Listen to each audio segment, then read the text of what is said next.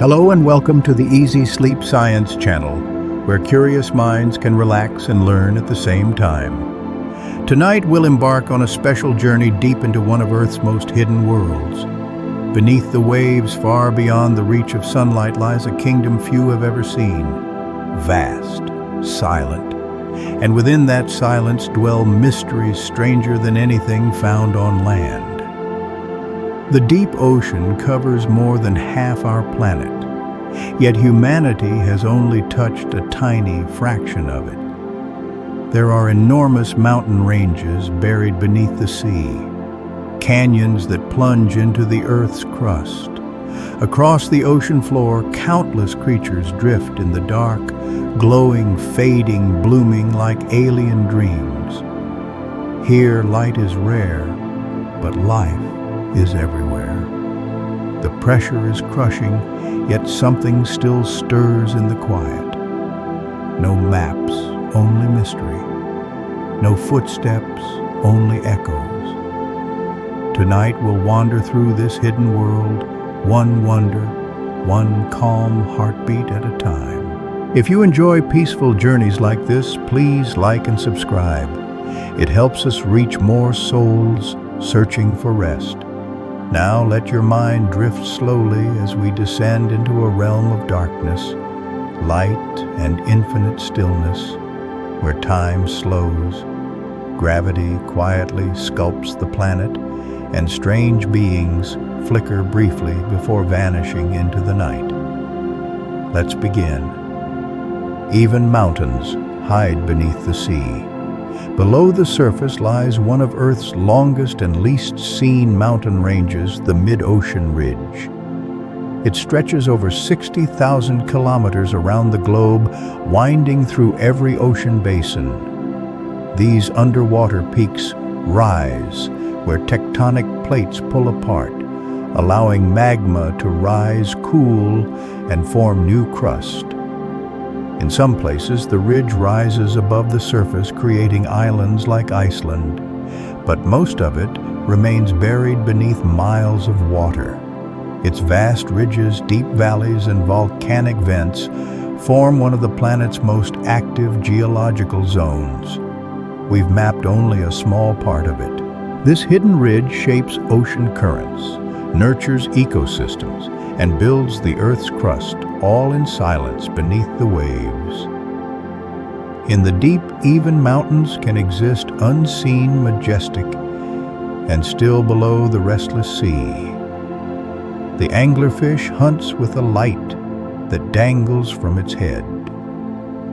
One of the deep's most fearsome predators, it has razor-sharp teeth, a wide mouth, and a glowing lure swaying before its face. That glowing orb is a modified spine tipped with bioluminescent bacteria. In the endless dark, it acts as a lighthouse, drawing in unsuspecting prey, small fish or squid that mistake it for food only to be swallowed whole. The anglerfish doesn't chase. It waits still and patient, its light trembling softly. When something drifts too close, it strikes. Females are much larger and carry the light. In some species, the tiny males fuse permanently to their mates, becoming living attachments that serve only one purpose: reproduction. A strange, eerie existence. But in a world without sunlight, even a small glow marks the line between life and death. Superheated vents create alien worlds beneath the sea, where tectonic plates split the Earth's crust, thins and cracks. From those fissures, mineral-rich water erupts hydrothermal vents. Temperatures can exceed 400 degrees Celsius, deadly to most surface life. And yet here, life thrives. Around towering black chimneys built from minerals, colonies of giant tube worms, clams, and shrimp cluster together, a scene like science fiction but real. Without sunlight, life here depends on chemistry. It reminds us life doesn't need light, warmth, or air, only energy from whatever source it can find. In the deep dark where the earth breathes, the ocean has built glowing cities of heat and stone. Most of Earth's ocean lies in eternal night. Just a few hundred meters down, sunlight fades. By 200 meters, less than a tenth of the ocean's average depth, it's nearly gone. Below that is twilight, then total darkness. Not a temporary night, but a permanent one, endless and vast. Yet even here, life continues. Creatures have evolved to see without seeing, to glow in the dark and thrive in a world that never knows day. This isn't the darkness of nothingness, it's the darkness of mystery. Deep, quiet, and infinite. We've mapped Mars more completely than our own ocean floor. It sounds impossible, but thanks to orbiters and satellites, over 99% of Mars has been charted in detail, while only about 25% of Earth's seafloor has been mapped. The rest is inferred from gravity signals or sonar echoes. Despite our robots and submersibles, the scale is overwhelming. The ocean covers 70% of the planet, and reaching its depths is costly and dangerous. Canyons, mountains, and entire ecosystems remain unseen. Every dive reveals new species. The deep ocean is Earth's final frontier, an alien world just beneath our feet, waiting in silence. As we go deeper, pressure can crush a submarine like a tin can. Every 10 meters adds 1 atmosphere of pressure, the weight of the entire sky. At 1 kilometer deep, the pressure is 100 times what we feel at the surface. In the deepest trenches, it exceeds 8 tons per square inch, enough to deform steel, to destroy anything hollow. And yet life endures, thriving even here. Soft-bodied, boneless creatures perfectly adapted to the squeeze. To them, this is home. To us, it's hell. The Mariana Trench in the Pacific is Earth's deepest point, nearly 11,000 meters down. If Mount Everest were placed there, its peak would still be over 2 kilometers below the surface. The temperature hovers near freezing, the pressure is immense, yet life persists. Microbes in the mud, crustaceans, and strange fish gliding through darkness. Fewer people have been there than have walked on the moon. Each descent is a triumph of courage and technology, and with each one we learn more about the limits of life, the shape of our planet, and what waits at the bottom of the world. Life flourishes in total darkness without a single ray of sunlight. It doesn't rely on photosynthesis, but chemosynthesis, bacteria drawing energy from chemicals like hydrogen sulfide rising from the vents. These microbes form the base of a vast food web, sustaining countless species that have never known the sun. Some, like giant tube worms, have no mouths or stomachs. They live through symbiotic bacteria inside them. This bond allows life to survive in such extremes and suggests that if it can exist here, it might exist in alien oceans far beyond Earth. Many deep-sea creatures glow like living lanterns. This is bioluminescence, astonishingly common down below. Fish, squid, jellyfish, and plankton all can emit blue, green, or even rare red light.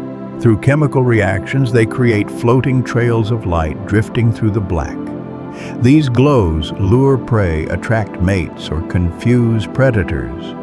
In a world without the sunlight becomes the language of life, a weapon, a signal, a cloak. The midnight ocean turns into a living galaxy. Imagine this. Most of Earth's natural light doesn't come from the sun, but from life itself.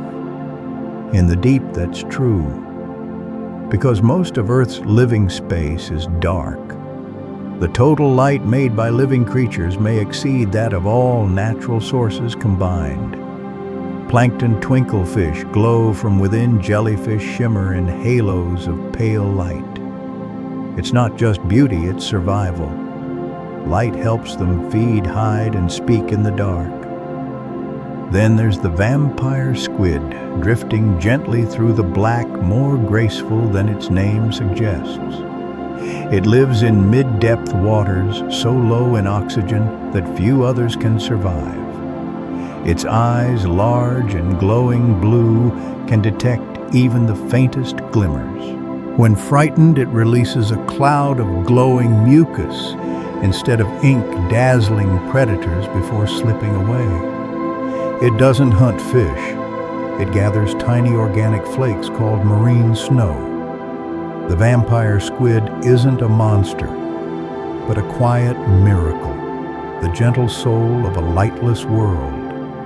Giant tube worms thrive in water hotter than the boiling point. They gather around hydrothermal vents, towering over 2 meters tall, forming dense red and white forests on the seafloor. Mouthless and gutless, they rely on symbiotic bacteria that feed on toxic chemicals, sharing energy with their hosts. This partnership allows both to endure the heat pressure and total darkness. The discovery shocked scientists, proving that life can exist where it shouldn't. Some deep-sea fish can see colors humans never will. They detect infrared or ultraviolet wavelengths to hunt or communicate secretly, invisible to predators. Where we see only blackness, they see movement, light, and traces of life. In the endless night, vision becomes survival. Others choose invisibility. With no place to hide, they vanish completely. Skin, muscle, even organs turn transparent like glass. Some are so clear you can see their bones. Glass squids reveal only their eyes, and even those reflect light like mirrors to blend in. Their blood lacks pigment to stay invisible. In the deep, sight isn't just for seeing, it's a defense at every level. To drift unseen in a world without shadows is a powerful evolutionary shield, elegant, haunting, nearly perfect. And the gulper eel, the mouthfish, can open its jaws wider than its own body. This surreal resident of the abyss has a dark, ribbon-like body, a whiptail, and an inflatable mouth like a balloon. It can stretch its jaws to engulf prey larger than itself, a living net. Despite its fearsome look, it's a patient ambush predator, drifting quietly until a small fish or shrimp wanders close. Then with one swift motion, it opens wide and swallows it whole. Its body expands to hold the meal, a master of opportunity in a world of scarcity. At its tail tip, a tiny bioluminescent lure flickers softly, inviting the next mistake. In the still waters of the abyss, the gulper eel is both monster and mirage, and entirely real. Each night, deep water creatures rise toward the moon. When the sun sets and the sea grows dark, something extraordinary begins. Millions of creatures, fish, squid, jellies, plankton, silently swim upward. They migrate from the twilight zone to nutrient-rich layers near the surface to feed. This phenomenon is called the diel vertical migration, the largest animal movement on Earth. It happens globally from the tropics to the poles, repeating every 24 hours like the planet's heartbeat. They feed under the cover of darkness, then retreat before dawn to avoid predators, a delicate dance between hunger and safety, between light and dark. This vast migration is the largest on the planet. Each evening, countless marine creatures rise from the deep, not just a few meters, but sometimes a full kilometer. The scale is staggering. Imagine all of humanity moving up and down in sync every night, then multiply that by 1,000. This migrating tide moves an enormous mass of biomass, unlike any other daily motion, helping regulate climate by ferrying carbon from the surface to the deep, where it can rest for centuries. And it all happens almost in silence, beyond human sight. Species like lanternfish, hatchetfish, and tiny crustaceans make this journey guided by cues we barely understand, perhaps subtle temperature shifts or the gentle rise of moonlight. It's one of the planet's most important processes, and we're only beginning to trace how it works. Sound travels faster in the deep sea than in the air. Water is denser and more elastic, so sound waves move through it about 4 times faster. In fact, the deeper you go, the faster sound travels. At the surface, it's roughly 1/500 miles or more. Under the crushing pressures of the abyss, it's even higher. Not only faster, sound also travels farther underwater than light or scent. That's why so many deep-sea creatures rely on sound to communicate, navigate, and hunt. In a world without light, hearing becomes a rare, precious sense. We often call the ocean silent, but it's actually full of sound. We just haven't learned to listen. The ocean hides a whispering layer that traps sound like a secret hallway. Far below the surface lies a strange acoustic phenomenon called the SOFAR channel, sound fixing and ranging, a horizontal band where sound speed reaches a minimum balanced by temperature and pressure. Waves entering this layer don't spread in all directions. They bend back as if trapped and glide horizontally across vast distances. A single low-frequency hum can travel thousands of kilometers within the SOFAR channel with little loss. Submarines use it, so do whales. In the 1960s, scientists even placed underwater microphones there to eavesdrop on distant nuclear tests. It's like a natural whispering gallery wrapped around the planet, where voices can travel far beyond the horizon. In the deep sea, this hidden sound tunnel connects worlds separated by darkness and stillness. We've recorded eerie ocean sounds that we still can't explain. Since we began listening with hydrophones, we've captured noises that defy easy labels, low rumbles, sharp blips, even ghostly moans. Many don't resemble the calls of any known animal, nor do they match earthquakes or human noise. Scientists catalog them with evocative names. Upsweep, slow down, Julia. Some appear seasonally, others only once. Their sources remain mysterious cracking ice, deep quakes, or enormous creatures we haven't yet seen. No one is sure. These strange echoes remind us the ocean isn't just unmapped by eye, it's unmapped by ear. The deep isn't silent. It speaks in a language we can record but don't always understand. Listening to these unknown sounds is like overhearing a conversation in a language we haven't learned. One famous mystery was nicknamed the bloop. In 1997, underwater microphones in the South Pacific picked up a bizarre sound, deep, low, and colossal, strong enough to be heard by sensors over 5,000 kilometers apart. People called it the bloop. At first, it puzzled researchers. It had features of a biological call, yet no known animal could produce something so powerful. A whale, an earthquake, or something unknown. Over time, the leading idea shifted toward giant Antarctic icebergs cracking and collapsing. Even so, the bloop lit up the imagination of oceanographers and science lovers. For years, proof that the sea can still astonish us. Sometimes a single unexplained sound can echo through water and through our minds.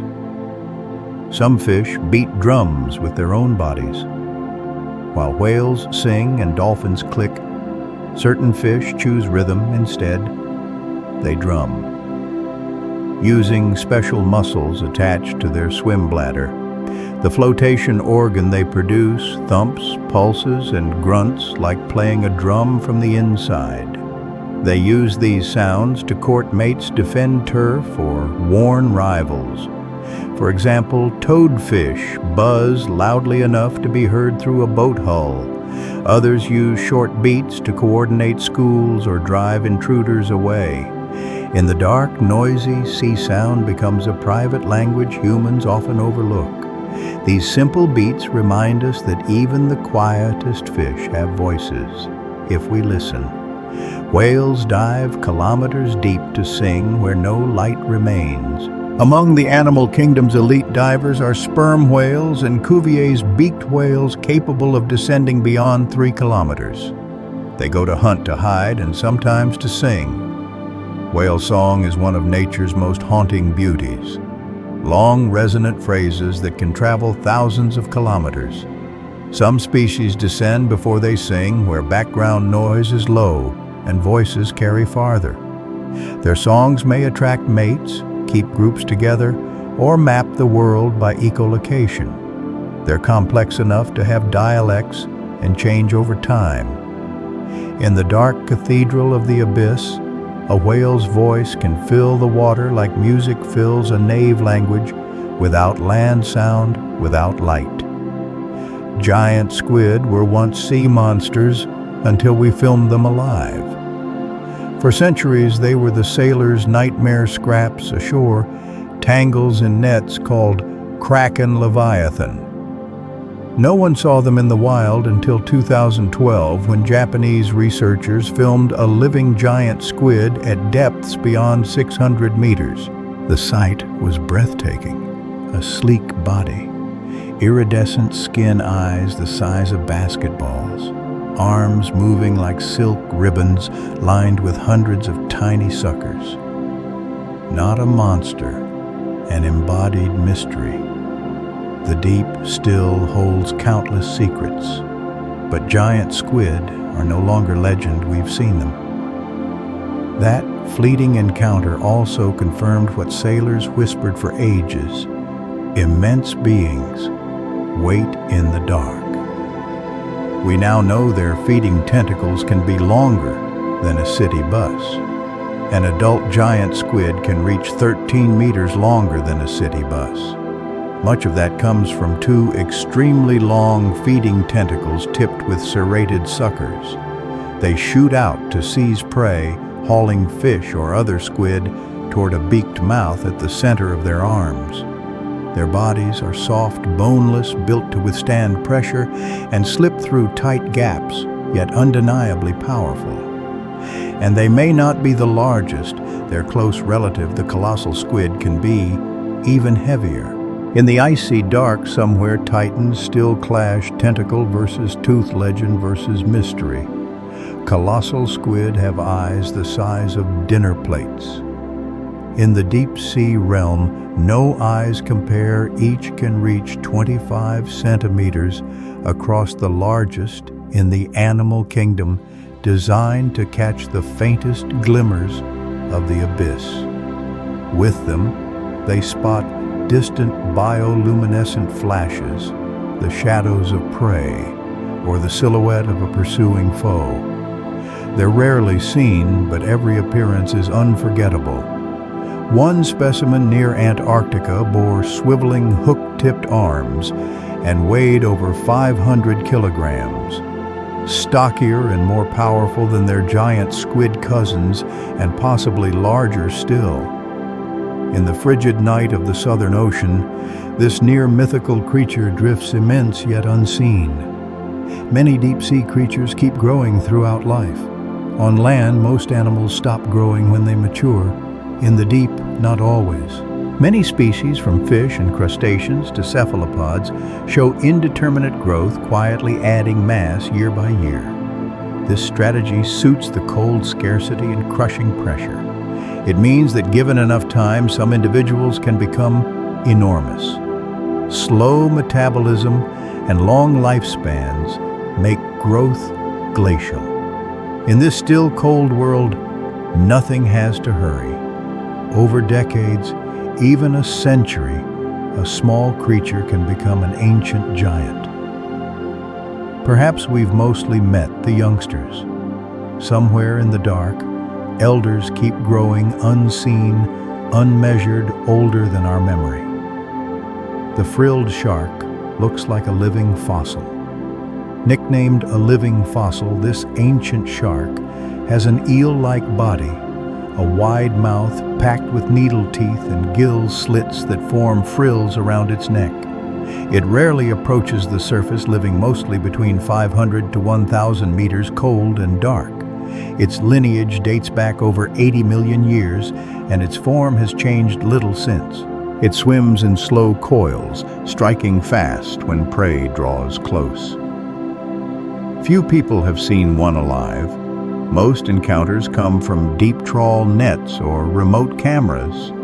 Each sighting reminds us that the ocean shelters creatures from bygone worlds, as if they drifted through time, carrying echoes of a distant past. There are rivers and lakes on the seafloor. It sounds impossible, but it's true. Rivers and lakes exist within the ocean, water inside water. They form when dense brine pools settle into seafloor depressions. Heavier and saltier than surrounding seawater, they resist mixing, creating shimmering basins with banks, channels, and even waterfalls. Some brine lakes are rimmed with clams and tube worms. Others lie still, their chemistry so toxic that few organisms can survive. Divers and submersibles describe surreal scenes, like flying over another sea. These lakes can be tens of meters deep and hundreds wide, with waves and ripples. It's a world of layers within a world, a secret ocean folded inside another. In Earth's deepest places, water doesn't always behave as we expect. Some undersea lakes are so salty they're deadly. At certain depths, the ocean hides brine pools so concentrated that the water is heavier than the sea above. These pools can be many times saltier than normal sea water, forming dense lakes on the seafloor that don't mix with the layers above. Their chemistry often kills most life, low oxygen, laced with hydrogen sulfide, nearly motionless.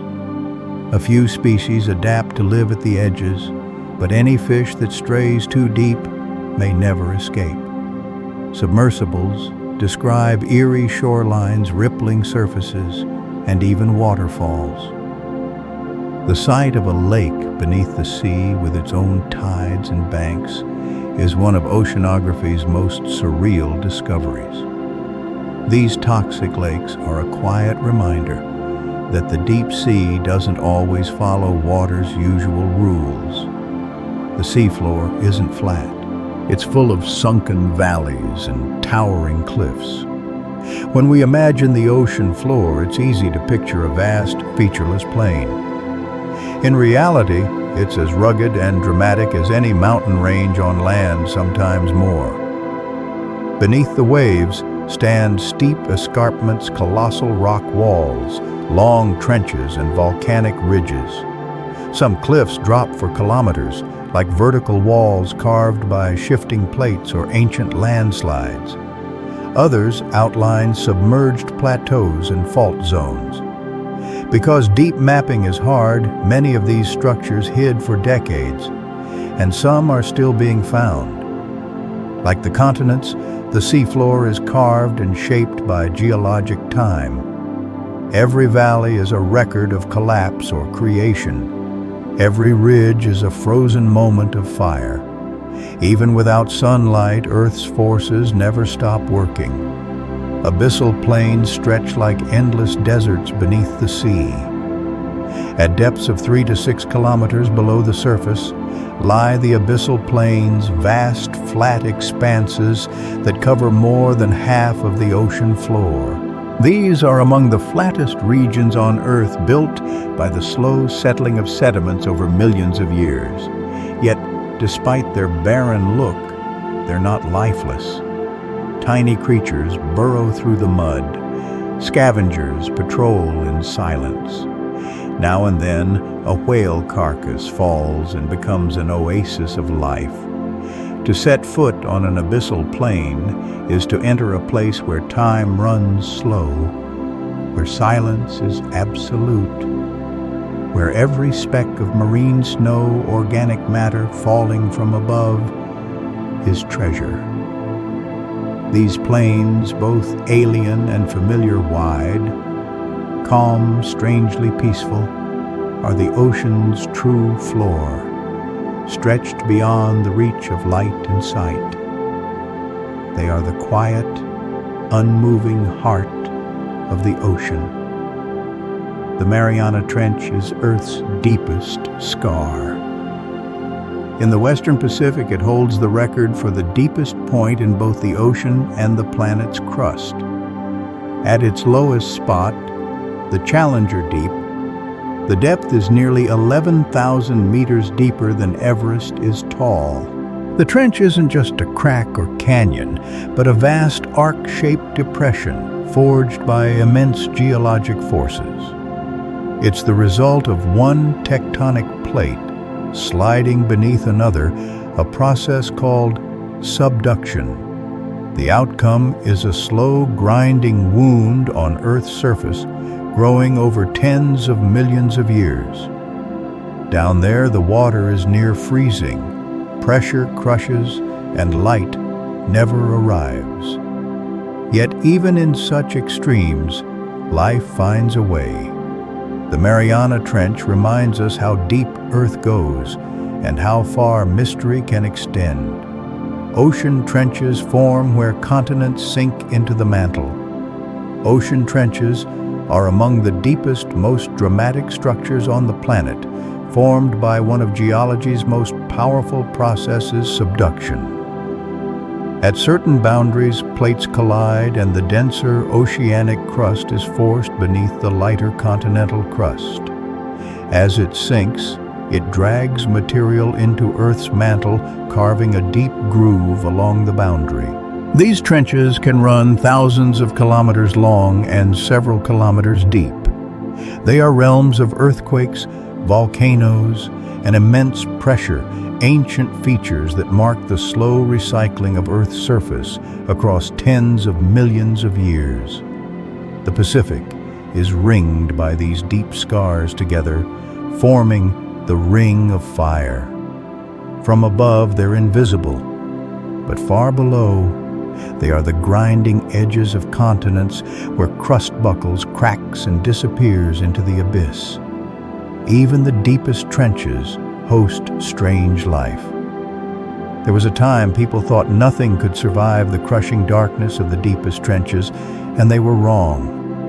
Thanks to ultra-deep submersibles and seafloor robots, we found that even the Challenger Deep, nearly 11 kilometers down, holds life. Amphipods scurry through the mud.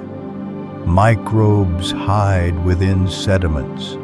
Translucent, delicate-finned fish drift close to the bottom. They endure near-freezing temperatures, total darkness, and pressures over 1,000 times those at the surface.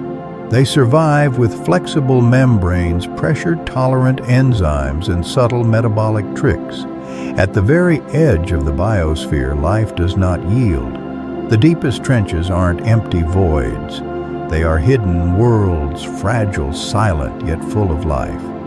Some fish thrive in waters with almost no oxygen. In many deep-sea regions, oxygen levels are so low that most known organisms would suffocate. These oxygen minimum zones occur between roughly 200 to 1,000 meters too far from the surface for wind to refresh the water and too deep for photosynthesis to occur. But life adapts. Some species, like slender, sharp-toothed fishes and certain lanternfish, have evolved to handle extremely low oxygen, slowing metabolism, reducing muscle activity, relying on specialized proteins that wring the last traces of oxygen from the water. Others develop gills with huge surface areas or change behavior to avoid the harshest layers. They don't just survive where others perish. They thrive in these oxygen-poor depths. Here, endurance is everything. Others feed on falling dust. Many deep-sea creatures don't stalk, chase, or bite. They wait. They don't eat each other so much as they eat the tiny particles drifting down from above the slow, steady rain of organic material called marine snow. It's the remains of dead plankton, tiny fecal pellets, discarded shells, and other microscopic fragments. Each flake is almost weightless, but together they form the primary food source for vast areas of the seafloor. Sea cucumbers, brittle stars, crabs, and deep-living worms sift this sediment like scavengers in a cosmic snowstorm. In some places, entire ecosystems are nourished by this delicate stream of nutrients. Life here runs slowly, conserves every drop of energy, and makes use of every grain. In the deep sea, there are no hurried meals, only patience and faith that even the smallest speck can be a feast. Marine snow falls like a ghostly, everlasting blizzard. Imagine a snowfall that never melts, not ice, but organic dust. In the deep sea, marine snow is a slow, unending storm. Tiny flakes from dead plankton, algae, fish scales, mucus, and microscopic waste drifting down from sunlit waters. Most are too small to notice. Some clump into thin webs or little pellets. They can take weeks or months to reach the bottom. But for deep sea life, marine snow is survival. It ferries nutrients to places where nothing grows, linking the surface to the abyss with an invisible food chain. Some creatures filter it mid-fall. Others wait on the bottom, gathering what settles. It looks ordinary, but it's one of Earth's most important biological processes, connecting life across depths and across time. Whale falls feed entire communities for decades on the seafloor. When a whale dies and sinks, something remarkable happens. That body, sometimes over 30 tons, becomes a vast temporary ecosystem called a whale fall. For decades, waves of life arrive. First come the scavengers, sharks, hagfish, giant amphipods tearing away the flesh. Then others move in to eat the scraps and soft tissues. Over time, even the skeleton becomes food bacteria, digests the fats in the bones, releasing hydrogen sulfide that attracts worms and mollusks, powered by chemosynthesis, much like at hydrothermal vents. A single whale fall can support more than 100 species, many found nowhere else. In the dark, food-poor deep, a whale's body is a gift, a slow-burning banquet that sustains an ecosystem for years.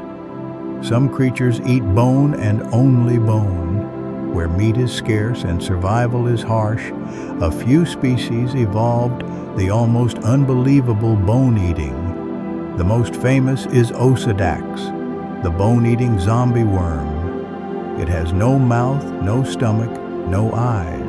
Instead, it bores into whale bones with acid and absorbs nutrients within. To do this, it relies on symbiotic bacteria that digest fats and collagen. The worm's roots anchor into the bone while feathery plumes reach into the water to draw oxygen. Delicate, eerie, and strangely beautiful, it's a perfect example of extreme adaptation in places where food might come only once in a generation. Nothing is wasted. Even bone becomes a feast. Decay turns into life. The deep sea holds more biomass than anywhere else on Earth. Hard to believe, but here, the planet concentrates the greatest living mass. Individual creatures are tiny and elusive, yet their numbers are immense. Minute animals like copepods, krill, and jellies form dense clouds stretching for miles. Countless schools of lanternfish, estimated in the trillions, rise and fall each day in the planet's great but hidden migration. They feed larger predators, recycle nutrients, and form the base of marine food webs. Taken together, they outweigh all land animals combined. The deep sea isn't barren, it's busy, intricate, and teeming with life. But because most of it lies out of sight, we've only begun to measure it. Beneath the quiet, the deep ocean beats with life far more powerfully than we imagined. Even in the dark, deep sea life is astonishingly diverse. At first glance, the deep seems lonely, silent, vast, sparse. But the deeper we look, the more that illusion fades. In truth, the deep sea may be among Earth's most biodiverse environments. Every expedition reveals new species, glowing fishes, feather-like bristle worms, jelly-soft bodies, slender crustaceans. Many exist nowhere else. Some live in mud, some cluster around vents or corals, and others drift freely in the water column. In a single square meter of seafloor, scientists have counted hundreds of distinct species, most too small to see with the naked eye.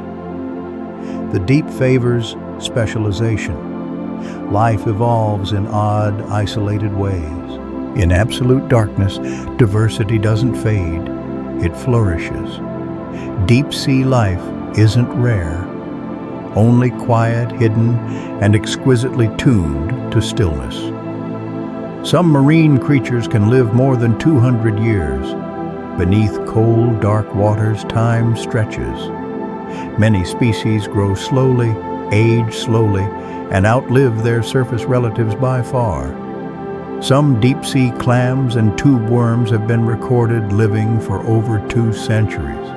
Others, like cold water corals, can persist for more than 4,000 years, quietly building reefs that outlast civilizations. This extreme longevity comes from low temperatures, slow metabolism, and gentle environmental pressures.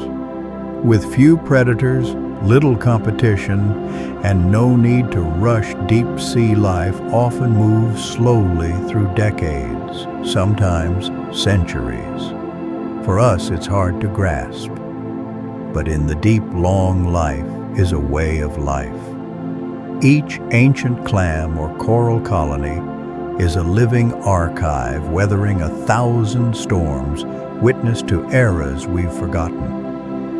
Greenland sharks may be 500 years old. These are the ocean's enigmatic giants, slow predators drifting through the icy North Atlantic. For years, their age was a mystery. Then in 2016 came a stunning result using radiocarbon dating of eye-lens proteins. Researchers estimated one individual to be nearly 400 years old, possibly more.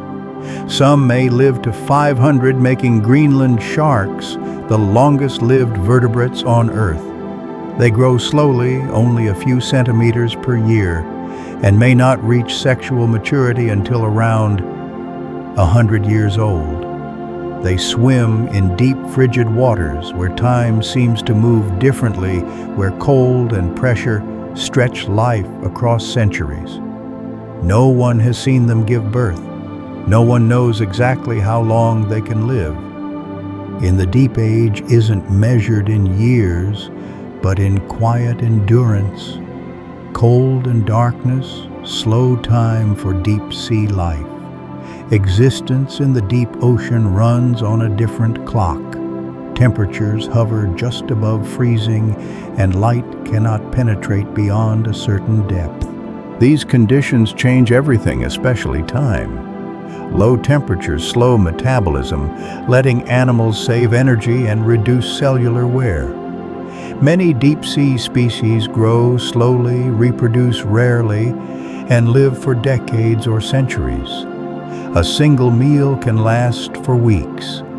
A generation can span half a century. Without light or warmth, evolution favors stillness, patience, and resilience. What seems like a moment at the surface can be a year on the seafloor. This slowness isn't weakness, it's strategy. In a world where food is scarce and change is gradual, living slowly means living well. At the abyssal depths, time moves like cold water, vast, gentle, unhurried. Some fish survive by producing their own antifreeze. In the ocean's coldest places where temperatures drop below the freezing point, many fish would freeze without special adaptations. But some have evolved a clever solution: anti-freeze proteins. These proteins circulate through blood and tissues, binding to ice crystals and preventing them from growing, similar in principle to antifreeze in a car, but far more refined. Fish with antifreeze proteins are found in the polar oceans. Their bodies stay supple and flexible in the cold, allowing them to swim, feed, and survive in conditions that would otherwise be fatal. Scientists are even studying these proteins to improve cryopreservation techniques on land. It reminds us that extreme cold isn't always a barrier in nature. It's a challenge, and evolution likes a challenge. In places where ice could stop the heartbeat of most creatures, these fish keep swimming. Some species are so soft they would collapse if brought to the surface. Many deep-sea organisms are made almost entirely of gel-like material, soft, fragile, nearly shapeless. At great depths, softness is an advantage. Without a rigid frame, they withstand pressure through elasticity itself. But if suddenly brought to the surface, they deflate not from injury, but because their bodies rely on high pressure to hold their form. The famous blobfish, for example, looks like a sagging caricature on land.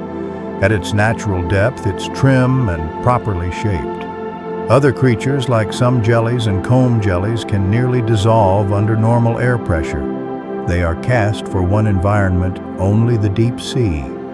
Their beauty is fragile, their survival precise, and their bodies shaped by forces most of us will never feel: the invisible weight of miles of water pressing in from every side.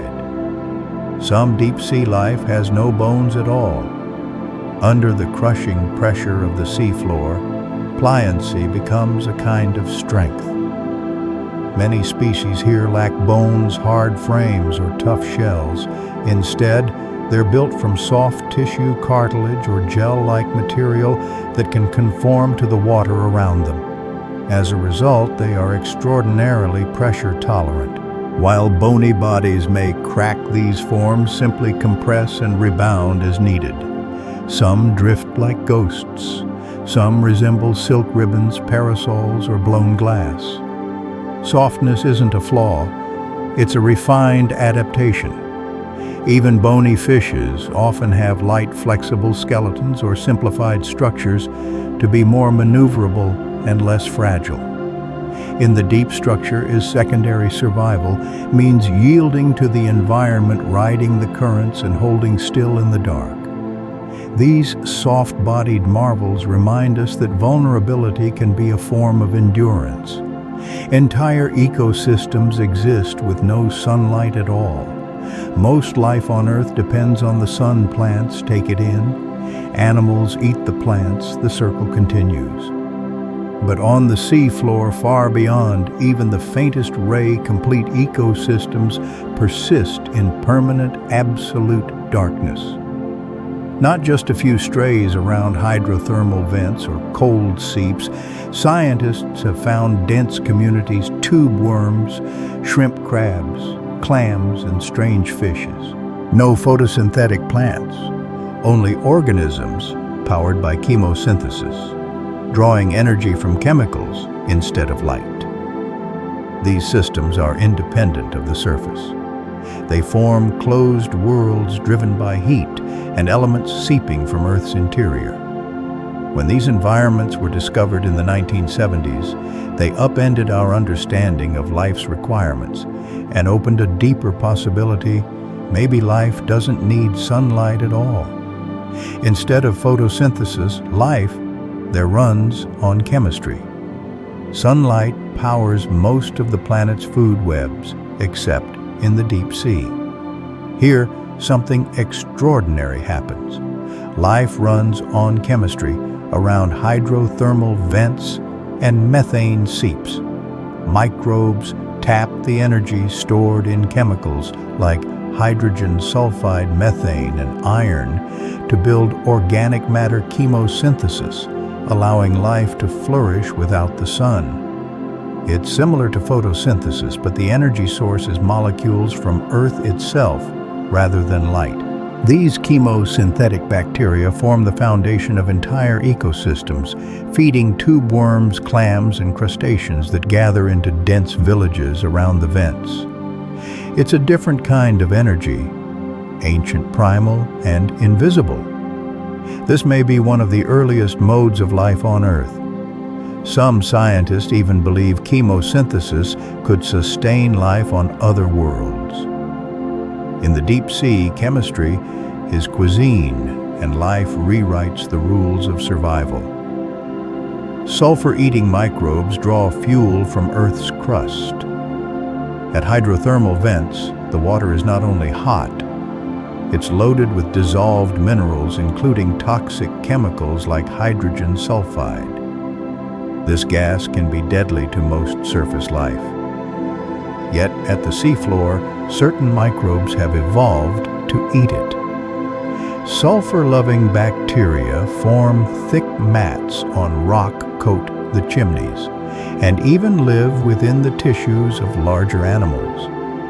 They use energy from sulfur to power chemosynthesis, making sugars and other organic molecules that nourish other creatures. Some tube worms don't even have mouths or digestive systems. They farm bacteria inside their bodies and absorb the nutrients the microbes produce. It's a remarkable collaboration. Sulfur from the earth bacteria, from the abyss animals, from the dark, woven into ecosystems as rich as coral reefs without any need for sunlight. Tiny organisms run the deep sea food web. Where there is no light, the smallest carry the greatest weight. Chemosynthetic bacteria, invisible to the naked eye, are the bedrock of food webs around vents and cold seeps. They turn toxic chemicals into energy-producing organic matter that feeds shrimp, crabs, mollusks, and other residents.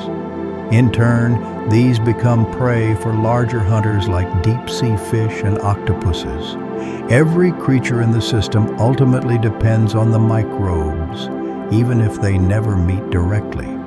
It's a network that begins not with sunshine, but with sulfur, methane, and iron. Without these microscopic factories, vent communities would collapse. Their role is quiet, persistent, and essential.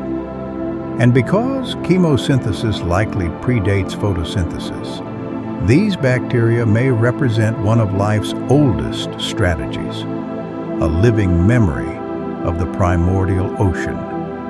In their simplicity lies a key to an entire hidden world. Cold water corals build vast cities in the dark. Coral reefs aren't just tropical. In icy depths far from any light, cold water corals quietly construct intricate structures to rival their shallow cousins.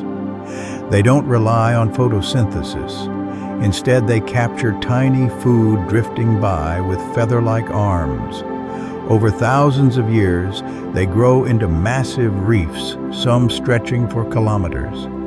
These cities shelter countless deep-sea species, fishes, worms, crustaceans, and sponges, biodiversity hotspots in a world that otherwise seems sparse.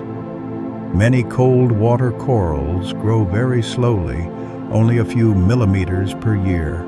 But given enough time, they can raise underwater metropolises teeming with life. These reefs are hard to reach and have only recently been mapped with sonar and submersibles. Some have been damaged by trawling or climate change. Still in the darkness, they keep growing delicate fortresses sculpted by time. Some are older than human civilization. In the deep sea, corals grow slowly, sometimes just a few millimeters a year, but little by little becomes a lot. Some cold water coral reefs are estimated to be over 8,000 years old, meaning they began forming before the first cities rose on land, hidden in darkness, built by creatures that never see the sun. They raise mounds and vast habitats that shelter entire ecosystems century after century. Each new coral polyp builds on the skeleton of the last layer upon layer across millennia. While shallow reefs may come and go with warming cycles, some deep reefs have outlasted ice ages and shifting continents. They're not just reefs, they're living archives, quietly telling stories that began long before our history. Deep water corals grow without ever seeing the sun. Unlike brilliant shallow reefs, deep corals don't need light. They don't depend on symbiotic algae like their surface kin. They feed on tiny organic bits drifting by marine snow, dead plankton, and microbes. They thrive in cold, dark waters, sometimes deeper than 1,000 meters. Their forms vary: spirals, fans, branches, and flowing curves. Under special lighting, some reveal hidden colors. Though far from human eyes, they are vital to deep-sea biodiversity, creating reef structure that offers shelter, nursery grounds, and hunting perches. Their beauty is subtle, glimpsed mostly through submersible cameras, yet it remains meticulous and fragile, unfading in the dark. New reefs are still being found today. Technology has advanced, and it can feel like we've explored most of Earth, but in the deep sea, surprises are always waiting. In recent years, scientists have discovered entirely new reefs, some kilometers long, others hidden beneath ledges or along continental slopes. One reef off South Carolina stretches more than 130 kilometers, unknown until recently. Many discoveries are serendipitous: a sonar strip, a passing submersible, a curious blip on a map. The deep is vast and largely unvisited. Countless reefs and the life they harbor may remain unseen. Each new reef raises questions. How old is it? Who lives there? How do we protect it? The ocean never stops astonishing us, and every new reef is a gentle reminder. Earth still keeps its secrets. We use robots to explore where humans can't swim. The deep sea is a realm of extremes: numbing cold, crushing pressure, absolute darkness not for humans without protection. So we send robots. These machines, called ROVs, remotely operated vehicles, carry cameras, lights, robotic arms, and sensors. Controlled from a ship at the surface, they can dive for hours or even days, streaming video and data in real time from miles down. Some hover over vents, others collect samples, measure temperature, or map terrain with sonar. They're used to discover new species, study deep ecosystems, and even find centuries-old shipwrecks. The images they return are often spectacular: bioluminescent jellies, towering coral reefs, and volcanic landscapes. These robots don't just extend our arms, they expand our imagination. In a world we cannot yet visit freely, they go in our stead, eyes in the dark, explorers of the unseen. Some drones dive for hours, sending back brief glimpses of the unknown. Many modern deep-sea drones are autonomous, meaning they don't need constant control. These AUVs, autonomous underwater vehicles, follow pre-programmed routes, gliding through the ocean to gather data. Some make high-resolution seafloor maps. Others measure temperature, salinity, or chemical traces in the water.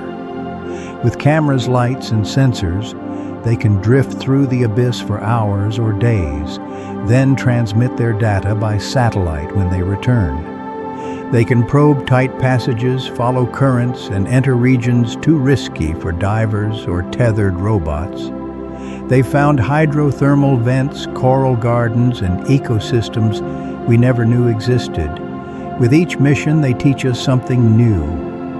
In places even sunlight never reaches, machines carry human curiosity, quietly charting a world we're only beginning to understand.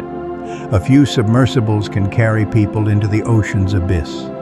Although most deep exploration is done by robots, a handful of specialized submersibles are built to take humans all the way down. These vehicles use reinforced spherical hulls, strong enough to withstand the crushing pressures kilometers below the surface. Inside, explorers sit shoulder to shoulder in a cramped, dim space, peering through tiny viewports or watching live feeds from exterior cameras. The experience is quiet, surreal, and otherworldly, a slow descent into cold stillness. Only a handful of people have ever reached Challenger Deep, the deepest known point in Earth's ocean. Most dives last many hours but spend only minutes on the sea floor. What they see leaves a lasting impression: alien landscapes, strange life, and an inescapable sense of solitude. These crude dives are rare and risky, but also very human. In a world largely beyond our reach, sometimes we still choose to go ourselves. In 1960, two people touched the ocean's deepest point. On January 23rd of that year, oceanographer Jacques Piccard and U.S. Navy Lieutenant Don Walsh descended to Challenger Deep, the deepest known part of the oceans. Their vehicle was Trieste, a deep research submersible built like a reinforced steel sphere. It took them nearly 5 hours to reach the bottom, over 10,000 meters below the surface. Down there lay absolute darkness, crushing pressure, and unexpectedly signs of life. Despite limited visibility, they reported seeing a flatfish and a shrimp-like creature. They stayed on the bottom for only about 20 minutes before beginning the long ascent. No one had ever gone that deep before, and for more than half a century afterward, no one did again. That quiet dive to Earth's deepest place marked a turning point in exploration, a moment of courage facing the unknown without turning back. Their vehicle was named Trieste, and it survived the crushing night. Trieste was unlike any submarine ever built. Its core was the precious sphere, a thick steel cabin just large enough for two slung beneath a massive gasoline float for buoyancy. At the seafloor, pressure exceeds 8 tons per square inch, enough to crush most submarines like paper. But Trieste held. It descended slowly with tiny portholes and a cramped interior. The hull groaned. A viewing window cracked under pressure. But it did not fail. When Piccard and Walsh touched down, they stirred up so much sediment they couldn't see outside, only dim lights swallowed by swirling black. Even so, they did it. Trieste proved humans could go deeper than anyone imagined, and for a long time it remained the only craft to have done so.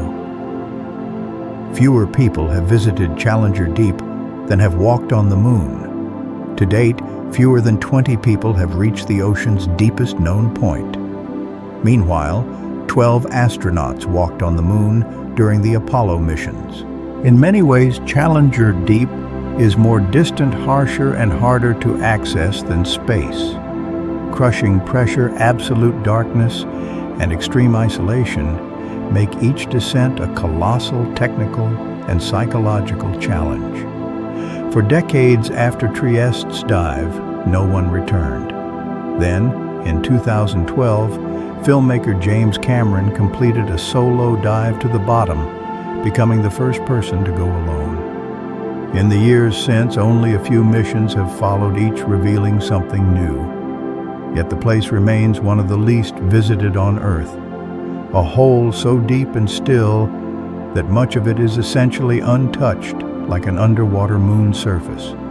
Today's explorers use cameras, lights, and robotic arms, Modern deep-sea exploration blends technology with precision. While crude dives still occur, most research today is done by ROVs, robotic explorers with high-definition cameras, powerful LED lights, and multi-jointed manipulators that can collect samples, place instruments, or pick up delicate creatures without harm.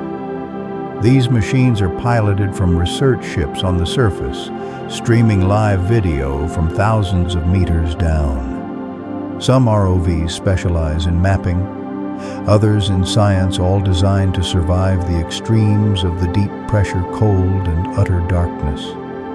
Their beams slice the black like searchlights, revealing forests of coral fields of vents or drifting ghosts of jellyfish.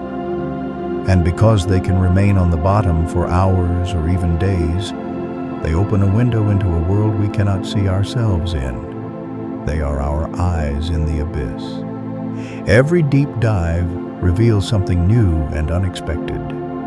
One of the most exciting truths of deep-sea exploration is also the simplest: we always find something new. Each dive by submersible ROV or autonomous drone returns with discoveries we didn't predict. Sometimes it's a strange fish with wing-like fins or a trap-like jaw. Sometimes it's a deep-sea coral community growing where no one thought it could. Sometimes it's a sound we can't explain, a chemical anomaly, or an entire ecosystem built around a volcanic vent never known before. After decades of exploration, the deep still keeps surprising us. In fact, many scientists estimate that more than 90% of deep-sea species remain undiscovered. Each descent is a kind of first contact, not with aliens, but with life on our own planet. In the dark, discovery isn't rare, it's the rule. Many creatures found in the deep still lack official names. Here, discovery often outpaces classification. Quite a few species captured on deep-sea drones or collected on expeditions don't match anything we've seen. Some resemble known relatives but differ in shape, color, or size. Others are so odd that scientists aren't sure where to place them.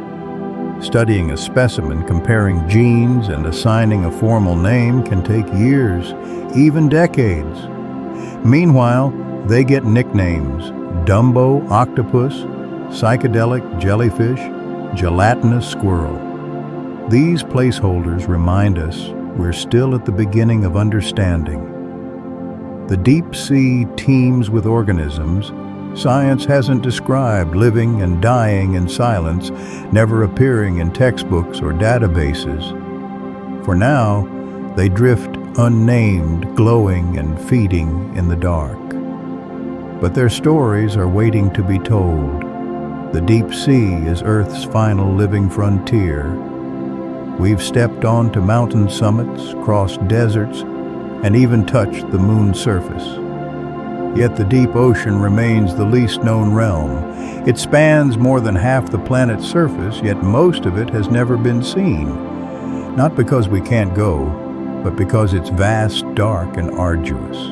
Their pressure crushes light, dies, and time slows. But it's also full of life, glowing, drifting, burrowing, many species still unknown. In landscapes of trenches, vents, and plains, life has adapted in ways we're only beginning to grasp. The deep sea isn't barren, it's brimming with secrets, some ancient, some entirely new. This is a frontier not to conquer, but to feed our curiosity. A reminder that on our blue planet, the unknown is still immense. Mapping the seafloor is one of science's biggest challenges. Earth's ocean surface spans more than 300 million square kilometers, yet less than a quarter of the seafloor has been mapped in high resolution. Why? Because charting the deep is extraordinarily hard. Satellites can't see through water, and sonar takes time. To make a detailed map, a ship has to move very slowly, pinging sound downward and timing the echoes back. It's like painting a portrait in the dark with a single flashlight, one brushstroke at a time. The deeper the water, the harder it gets. Ridges, faults, and valleys can distort measurements. Equipment must survive the harsh environment, and everything is extremely expensive. Even so, progress is underway. Projects like Seabed 2030 aim to map the entire seafloor within this decade. Each new chart makes the abyss a little less hidden and brings its mysteries a little closer. Satellites help reveal hidden terrain below. Even though they can't see the seafloor directly, they still help infer its shape. By measuring tiny changes in sea surface height caused by seamounts and trenches tugging on Earth's gravity field, scientists can assemble low-resolution maps of the bottom. A seamount, for example, can create a small bump in the water above only a few centimeters. By stitching satellite data over time, researchers identify ridges, valleys, and structures no one had seen. These maps lack detail, but they're an essential first step, guiding sonar surveys, research cruises, and robot dives. In this way, space helps us understand the deep. Satellites orbit hundreds of kilometers above Earth, yet still whisper clues about places 11 kilometers below the waves. Sometimes the tools we use to look outward help us look inward to the depths of our own planet. Many structures are found entirely by accident. Not every discovery on the seafloor is planned. In fact, many spectacular features, coral reefs, seamounts, hydrothermal vents, have turned up by chance. Sometimes a sonar return yields a strange echo. A diving robot stumbles on an unusual shape. Or a research vessel notices an anomaly on its instruments and decides to take a look. One of the largest deep-sea coral reefs in the world was found simply because a ship took a detour. These surprises remind us how little we know. On the seafloor, there are no signposts or mile markers. Most of the bottom isn't mapped, so even a routine survey can accidentally brush against something no one has ever seen. The ocean is full of quiet wonders waiting not for permission, but for curiosity. Submarine volcanoes hide beneath miles of water. Beneath the surface, volcanoes are everywhere. In fact, most of Earth's volcanic activity happens underwater. Along the mid-ocean ridges, where plates pull apart, magma rises from deep within the planet, building new seafloor. Underwater eruptions create chains of volcanoes and massive seamounts, some tall enough to become islands, but most still buried under kilometers of water. Their heat feeds hydrothermal vents. Their shapes steer ocean currents. And their eruptions can reshape entire landscapes without ever breaking the surface. Some are active, some dormant, and many still unknown. Because direct observation is difficult, we often learn after the fact through earthquakes, discolored water, or sudden microbial blooms. Earth is still building itself beneath the sea, one quiet eruption at a time. In some places, they erupt without making a single ripple. Not every eruption is dramatic. In the deep, volcanoes can erupt in silence, no blast, no flame, just magma seeping from cracks and flowing across the seafloor. The immense pressure of the overlying water mutes gases and steam, silencing explosions. Instead of towering fountains, slow flows stack into rounded pillows of rock. Sometimes these events pass unnoticed until a submersible finds still warm, steaming formations. Elsewhere, sensors detect only slight temperature shifts or faint tremors, signaling that something just happened far below. These quiet eruptions are incredibly common and crucial. They create new crust-feed vent systems and supply heat and chemicals for life in the abyss. On the seafloor, fire doesn't roar, it seeps. In the dark, Earth builds itself without disturbing the waters above. In other places, fire builds vast domes of lava in the abyss. Not every volcano bursts. Some far down on the seafloor ooze so slowly they create giant underwater domes, smooth, rounded structures called pillow lavas or submarine lava domes. These forms accumulate layer by layer. Molten rock oozes from fissures, spreads, and quickly cools under pressure into rounded masses. Some domes span kilometers and rise hundreds of meters above the bottom, taller than skyscrapers, yet completely invisible from the surface. Because they grow slowly and quietly, they can take decades to form and are often revealed only when sonar draws them or a submersible happens upon them. These lava domes are the seafloor's silent architects, subtly reshaping Earth's surface beneath miles of black water. They remind us that creation isn't always loud. Sometimes it emerges in calm. The seafloor is recycled by Earth itself. Unlike continents which can persist for billions of years, the ocean floor is continuously created, destroyed, and renewed. At the mid-ocean ridges, new crust forms as magma rises and cools. At subduction zones, the deep trenches where one plate sinks beneath another, that crust is slowly pulled back into the mantle where it melts and begins the cycle anew. The entire seafloor rides a conveyor belt, drifting away from the ridges and sinking into the trenches. No part of the ocean floor is permanent. In fact, the oldest known seafloor is only about 200 million years old, ancient by human standards, but young compared to continental rocks. Earth never stops reworking itself beneath the seas, breaking and remaking the crust without pausing. It's a process that spans lifetimes, continents, and oceans, quietly turning rock into fire and fire back into rock. Oceanic plates move and shift like tectonic gears turning slowly. Earth's outer shell is divided into large slabs of rock called tectonic plates, many of which lie beneath the oceans. These oceanic plates are always in motion so slowly we rarely notice. They slide past, collide, or pull apart at rates of only a few centimeters per year, about as fast as fingernails grow. But over millions of years, that gentle drift reshapes continents, forms islands, carves deep trenches, and builds submarine mountain ranges.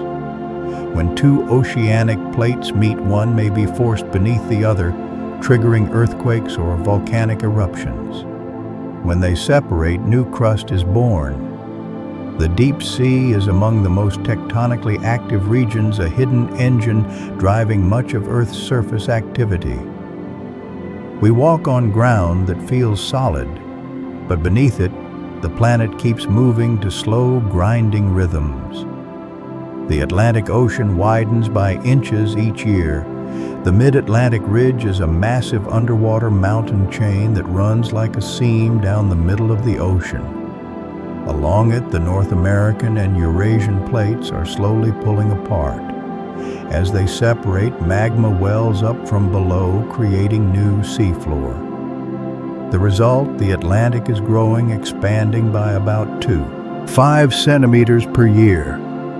That pace is too slow to notice in a lifetime. But over millions of years, it adds up to the birth of oceans, the drift of continents, and the reshaping of coastlines. If this continues, the Atlantic could eventually grow wider than the Pacific.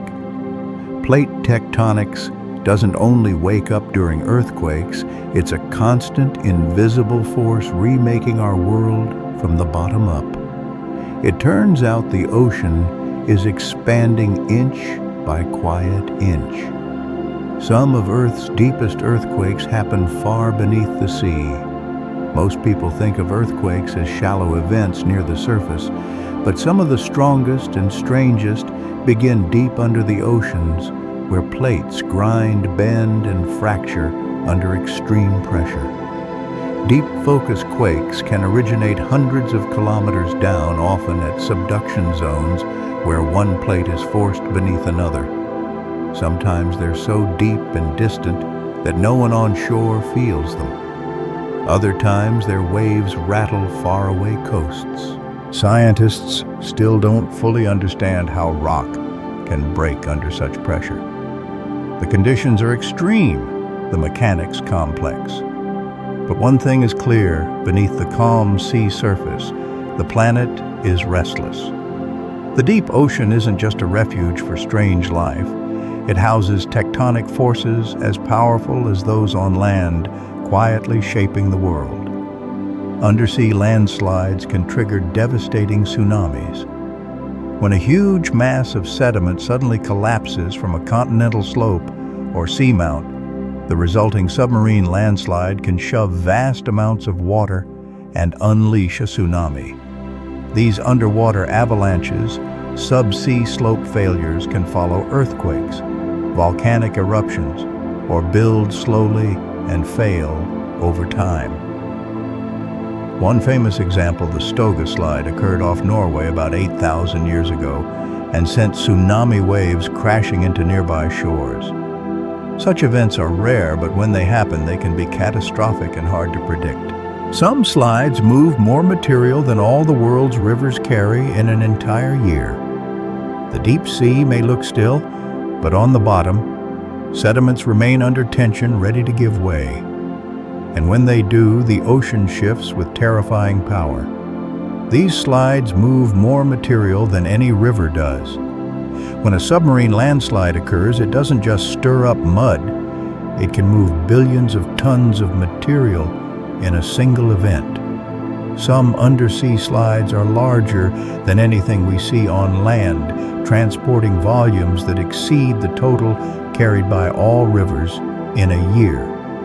The scale is staggering. One collapse can sweep mud, sand, and rock across hundreds of kilometers of seafloor.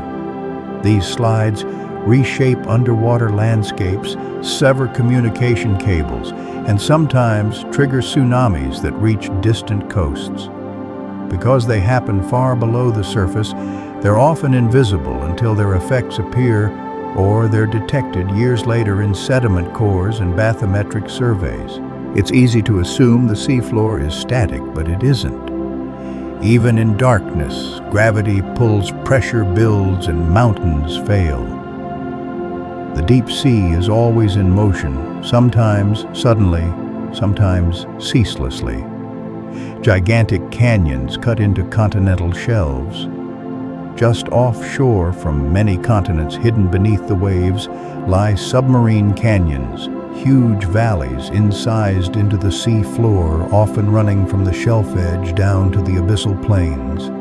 They can be hundreds of kilometers long and several kilometers deep, rivaling the largest canyons on land. They were carved by ancient rivers, landslides, and powerful underwater currents that continue to sculpt them today. Some canyons are steep and narrow, others are broad and sinuous. Their walls can host corals, sponges, and filter-feeding life clinging to the slopes. Their main channels act like superhighways for sediment nutrients and even marine life. Though out of sight, these canyons are an essential part of the ocean's circulatory system, routes that connect shallow coasts to the deep sea. Diving into one is to enter a world of quiet depth, and shadow, shaped by time and flow alike. There's a submarine canyon larger than the Grand Canyon. Most people know the Grand Canyon as one of the great natural wonders on land. But beneath the ocean lies a canyon even longer and deeper, the Jemchuk Canyon in the Bering Sea. This vast chasm is over 2.5 kilometers deep, and at its widest broader than the Grand Canyon. It wasn't carved by wind or rain, but by strong currents and gravity-driven flows that have scoured the seafloor for millions of years. Like its terrestrial cousin, Jemchuk has steep walls, winding channels, and a complex architecture of ledges and slopes. But unlike the Grand Canyon, it lies in total darkness, is scarcely mapped, and rarely visited. The sheer scale of such hidden features reminds us how much of Earth's grandeur remains unseen, not because it's far away, but because it's underwater. These hidden valleys funnel sediment into the abyss. Submarine canyons aren't just spectacular, they're dynamic. These deep valleys play a key role in delivering sediment from land to the deep ocean. Storm, floods, river outflows, and coastal erosion feed material onto the continental shelf, but the canyons are the conduits that send it down into the abyss. As sediments flow, they form turbid currents, dense, fast-moving underwater avalanches that can travel hundreds of kilometers along canyon floors. These flows cut deposit and rebuild the seafloor as they pass, laying down stacked sediment layers in deep basins. Over time, this process spreads thick blankets of mud and clay across the bottom, preserving Earth's past. In this way, submarine canyons act like geologic arteries carrying not just rock and sand, but the stories of everything washed from the land. The ocean floor preserves Earth's climate history. Layer by layer, year by year, the seafloor compiles a record of the world. Tiny dust grains, volcanic ash pollen, and the shells of microorganisms settle out, building sediment stacks thousands of meters thick. These sediments trap chemical and biological clues that mirror the past ocean temperatures, CO2 levels, continental shifts, and even the timing of mass extinctions. By drilling cores into the bottom and analyzing their contents, scientists read that archive like pages of a book. Some cores span tens of millions of years, revealing ice ages, warm periods, meteor impacts, and vanished ecosystems. In the deep sea, the past doesn't disappear. It settles softly, accumulates in silence, and waits until we come to hear the story it wants to tell. Microscopic fossils, called foraminifera, can be studied to reconstruct past ocean temperatures, while isotopes reveal ice coverage and atmospheric makeup. Some sediment cores extend 65 million years or more, the frozen chronicle of a living planet. Extracting them demands precision, patience, and deep-sea drilling ships operating in harsh conditions. But the payoff is priceless. Earth's silent epic, buried beneath kilometers of water and written in dust. Hidden in those cores are the remains of tiny organisms that once floated near the surface, microfossils telling grand stories. They include foraminifera, short-lived small-shelled creatures that leave abundant traces. Each species thrives under specific environmental conditions. So by identifying which species lie in which layers, scientists can reconstruct temperature, salinity, carbon levels, and climate trends stretching back tens of millions of years. Some layers line up with global events, the rise of placental mammals, retreating ice sheets, and sudden ancient ocean warmings. Astonishingly, these fossils are so small that most are visible only under a microscope, yet they provide some of the most detailed records of Earth's ancient climate. They're Earth's diary written in shells no larger than a grain of sand. Deep-sea mining could permanently damage fragile ecosystems. In recent years, companies and governments have shown growing interest in extracting minerals and metals from the ocean floor, raising serious concerns. Much of the deep sea is fragile and slow to recover. Many species grow slowly, reproduce rarely, and depend on narrowly tuned conditions. Even small disturbances can cause damage that lasts for centuries or more. Mining machines would churn up thick clouds of sediment, smothering nearby life and spreading for miles. Entire coral communities or microbial colonies could be destroyed before we've even studied them. The deep sea isn't just distant, it's delicate. Unlike the surface, it cannot heal quickly. Scientists and conservationists warn that if we open the deep ocean to industrial mining, while our understanding is still limited, we could lose one of the planet's most mysterious and precious realms forever. Metal pebbles scattered on the seafloor look like alien stones. Across broad swaths of the ocean floor lie strange rounded structures called polymetallic nodules. They look like smooth pebbles or black potatoes, but they're made of valuable metals such as manganese, cobalt, nickel, and copper. Unlike traditional ores buried in rock, they lie loose on the sea floor as if waiting to be picked up. But these nodules take millions of years to form, growing only a few millimeters per century. They often host unique ecosystems with tiny organisms living on their surfaces or hiding in the surrounding sediment. To harvest them, machines would need to rake or vacuum the seafloor, a process that could destroy habitats we've only just begun to understand. These metal nodules offer a glimpse into planetary time and mineral formation untouched by human hands. They're not just resources. They're the deep sea's geologic artifacts. These metals are used in phones, batteries, and satellites. Cobalt, nickel, and other elements found in seafloor nodules are essential to modern life smartphones, electric vehicle batteries, renewable energy systems, and aerospace electronics. As global demand rises, especially for clean technology, the deep ocean has come into view. Unlike land mining that requires digging and refining in theory, the nodules could be collected with less excavation. But the trade-off is steep, the risk of losing pristine ecosystems and species unknown to science, too.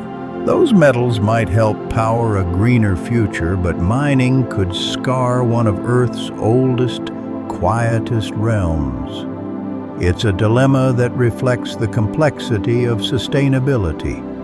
How do we build a better future without destroying what we haven't truly seen? We're debating whether they should be left alone.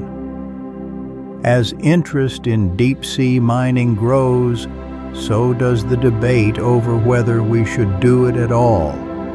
Scientists, policymakers, and conservation groups are asking, should we extract resources from a world we barely understand?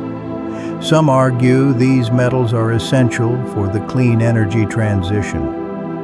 Others warn the ecological price, lost biodiversity, and unknown species may be far too high. International bodies like the International Seabed Authority are drafting guidelines, but many experts say we need more time, more data, and more caution. The deep sea changes slowly and recovers slowly. Damage there can last for centuries. For now, the metal nodules lie silent, scattered like seeds across the sea floor. And the question remains unanswered. Will we take them or leave them intact? A treasure kept not because it's forgotten, but because it's protected. Climate change is reaching even the darkest corners of the ocean. We often think of the deep sea as beyond human influence, but even here, the marks are visible. Warming surface waters alter currents, changing how heat, oxygen, and nutrients are delivered to the depths. Some regions are becoming more oxygen-poor, threatening species adapted to stable, low-oxygen conditions. Elsewhere, subtle shifts in acidity, temperature, or carbon balance ripple through the system. Small changes can have profound effects on ecosystems that evolved slowly over millennia. Species may migrate, vanish, or lose the delicate balance they rely on. Cold-water coral reefs are also vulnerable to warming and acidification, much like their shallow-water kin. The deep sea is out of sight, but not out of reach. Human influence travels far, and even the abyss is beginning to feel the shift. Ocean currents move heat, salt, and life around the world. Beneath the surface, vast rivers flow silently, not just across ocean basins, but from top to bottom. These thermohaline currents are driven by differences in temperature and salinity, forming part of the global conveyor belt. As cold, salty water sinks near the poles, it flows through deep basins carrying nutrients, carbon, and energy. These deep currents help regulate Earth's climate, distribute marine life, and sustain ecosystems thousands of kilometers away. They can take centuries to complete a loop. If disrupted by warming or changes in salinity, entire weather systems may shift. The ocean doesn't just respond to climate, it helps shape it. And in the depths, that quiet circulation is one of the planet's strongest forces. The deep ocean absorbs a vast amount of carbon. The ocean is one of Earth's largest carbon reservoirs, and much of that carbon ends up in the deep. Through the biological pump, phytoplankton near the surface absorb CO2 via photosynthesis. When they die or are eaten and excreted, the carbon-rich remains slowly sink. Over time, that material is buried in seafloor sediments, locking carbon away for centuries or millennia. The deep sea plays a crucial role in Earth's carbon balance, slowing atmospheric change. But if warming alters ocean circulation or reduces oxygen, that fragile balance could shift. The abyss may seem passive, but it's constantly working, absorbing, recycling, and storing the footprints of life above. Its stillness hides an essential function, helping Earth breathe. Yet the balance is more fragile than we think.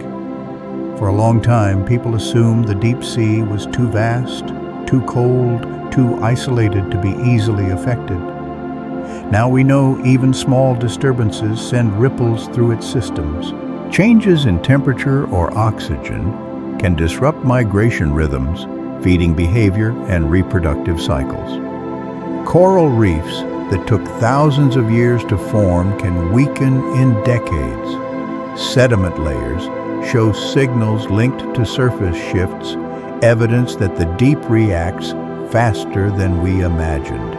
And because life here runs slowly, it also recovers slowly. A single disturbance can take centuries to heal. The deep sea is immense, but not invulnerable.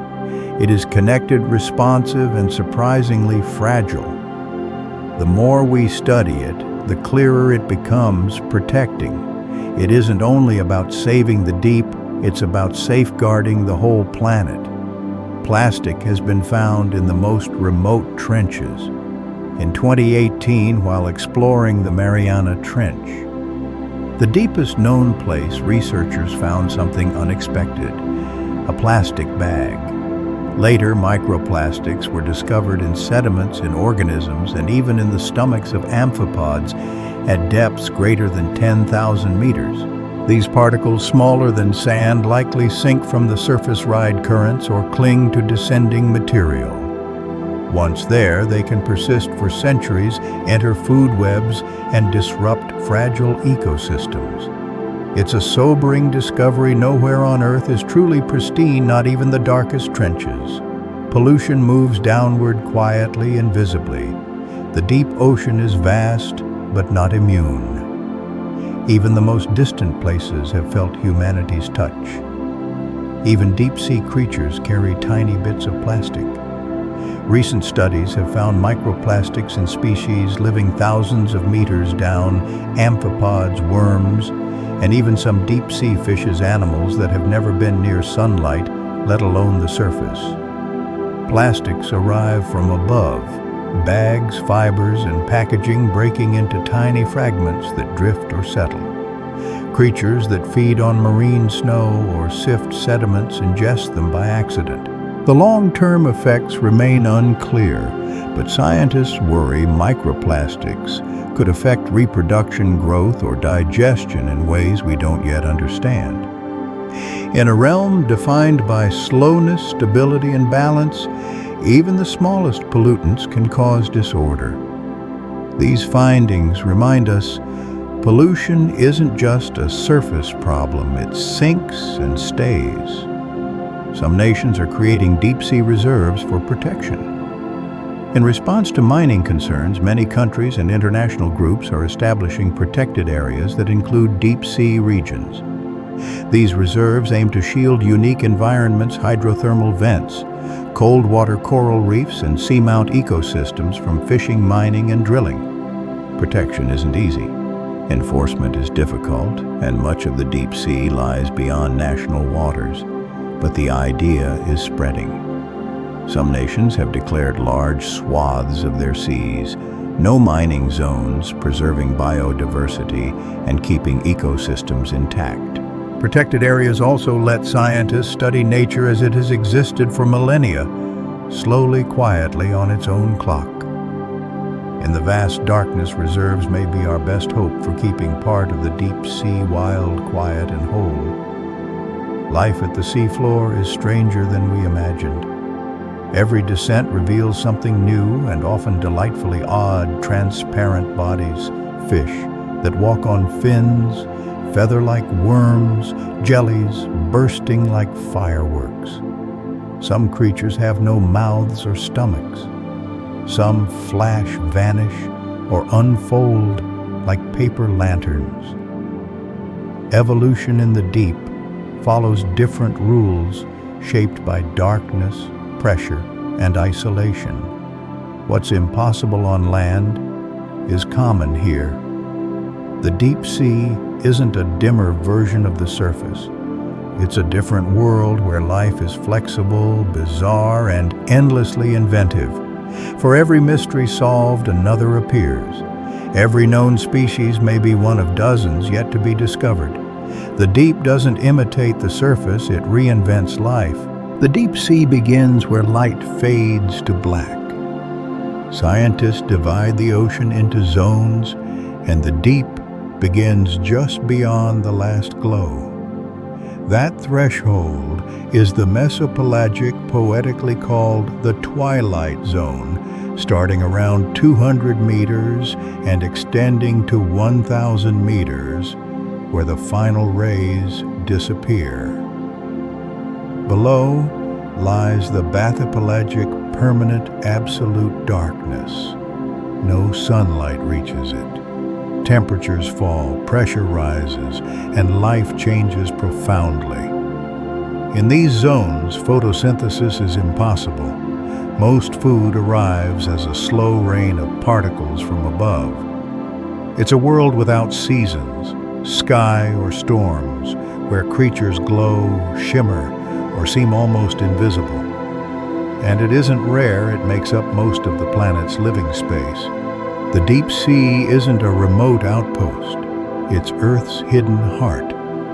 Its ecosystems may help us understand life beyond our world.